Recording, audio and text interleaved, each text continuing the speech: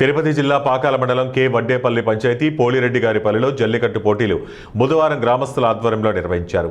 పశువుల జల్లికట్టు తరహా పోటీలను వీక్షించేందుకు మండలంలోని వివిధ గ్రామాల నుంచి ప్రజలు, యువత పెద్ద సంఖ్యలో తరలివచ్చారు. సాంప్రదాయ ఉత్సవ వాతావరణం మధ్య జరిగిన పశువుల పండుగ అందరినీ ఆకట్టుకుంది. చంద్రగిరి ఎమ్మెల్యే పులివర్తి నాని భారీ ఫోటో బ్యానర్ను ట్రాక్టర్పై ఊరేగించారు. వివిధ పార్టీలకు చెందిన నేతల ఫోటోలు పశువుల కొమ్ములపై ప్రత్యేక ఆకర్షణగా నిలిచి వారి అభిమానాన్ని చాటుకున్నారు.